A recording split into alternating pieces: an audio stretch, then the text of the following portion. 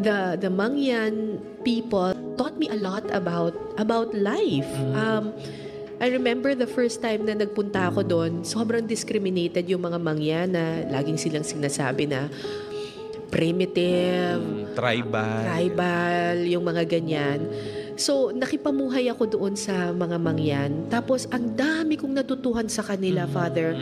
Una kong natutuhan sa kanila yung kumuha lang ng sapat para sa araw. Para naman yung ibang mga kasama natin ay makakain din. Yung hindi mo sasarilinin Hindi mo sasarilihin ang lahat. Natatandaan ko kasi sobrang tumatak talaga sa puso ko yon.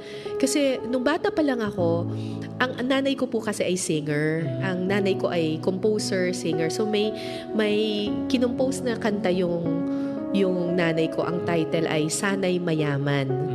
Tapos may sinasabi siya doon na parang kung ang pera ay 10 at ang tao ay 10 lamang, walang magiging mahirap kapag kukuha lang ng isa ang bawat isa. Pero paano kapag may isa na kumuha ng 9? Anong maiiwan sa 9 na natira? Kung kunyari yung isang tao lang, kinuha niya yung 10 pera, anong maiiwan dun sa 9? Diba? Doon nagkakaroon ng mga mahihirap. So, nung pumunta ako sa bundok, tapos nakilala ko yung mga Mangyan, I'm sure hindi naman nila nakilala yung nanay ko, diba? Pero ganun din yung kanilang mindset. Sabi nila, alam ko, nanghuhuli kami ng isda sa ilog. Kasi sabi ko, alam mo kuya, kumuha kaya tayo ng malaking net para makakuha tayo ng maraming isda. Tapos, para po bukas wala na tayong hindi tayo magugutom.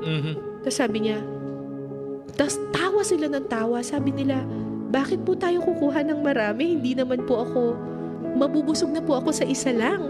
Tapos sabi ko, sayang po daming isda, kunin natin lahat. Tapos sabi niya, bukas naman po nandyan pa rin naman po yung mga isda. Tama din naman. Ibibigay naman po yan ng Panginoon. Totoo naman. Bukas. Pero pag kinuha po natin lahat ngayon, baka po bukas hindi na tayo bigyan ng ilog. Dahil naging sakim tayo doon. Sobrang talagang sabi ko, grabe, ito yung mga tao na sinasabi nilang uneducated. Pero 'di ba, Father, parang when you talk about education, sasabihin nila uneducated itong mga taong to. But these people, sila yung nagtuturo sa atin na hindi, just take whatever is due you for that day. Yun yung values na hindi natin makita ng kahit mga edukado, actually mga edukado pa nga ang gumagawa ng hindi maganda. Nanlalamang tayo sa ating kapwa. Kaya yung isang siguro doon po sa mga tribo, sabihin natin sa mga Mangyan, makikita natin yung community spirit. And which brings me to one of my most memorable documentaries, which is Ambulansyang Depaa. Tungkol ito sa isang community ng mga Mangyan sa Mindoro Oriental, sa Bansud, Mindoro Oriental. Alam niyo, Father, nung umakyat ako dun sa bundok na yon, nagulat ako, lahat ng bahay may duyan. Yung duyan, naratan na duyan. Tapos sabi ko, ay may baby po. Akala ko may baby kasi may duyan eh. Ay may baby po kayo. Tapos sabi nila, wala po. Pagdating ko, ay may duyan din. May sanggol po. May baby po dito. Kada bahay may duyan, pero wala namang sanggol, wala namang baby. Sabi ko, sino nagduduyan dito? In-explain sa akin ng mga Mangyan. Sabi niya, malayo po ang ospital sa amin. Para po dalhin namin yung mga maisakit doon sa ospital, kailangan naming pasanin sila. Sinasakay nila sa duyan yung mga may sakit, papasanin nila for 4 hours pababa ng bundok. Ano sila? Pasan-pasan nila talaga. Relye-relyebo sila. So nagkataon nung time na yun, may ibababa sila. So na-document namin yon na may ibababa sila sa kabundukan. Pasan-pasan sila, 4. Relye-relyebo sila.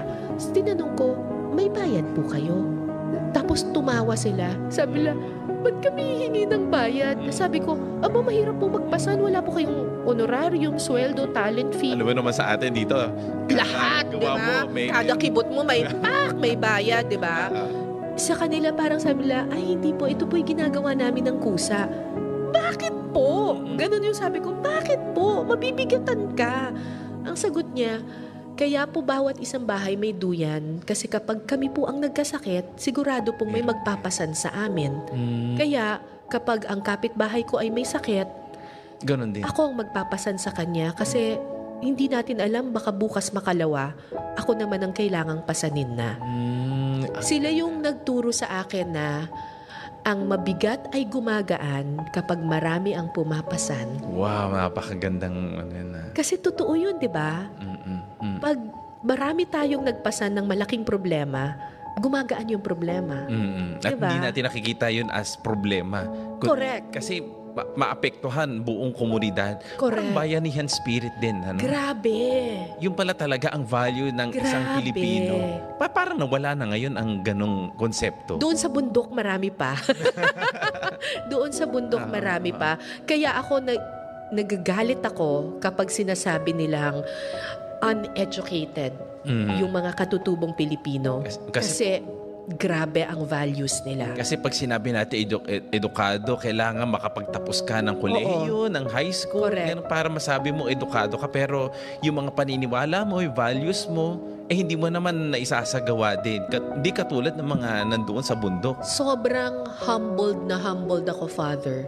Pag pumupunta ako sa bundok, tapos nakikilala ko sila at nag-uusap kami, humbled ako. Kasi eto ako, nakapagtapos ng kolehiyo, may master's degree and all.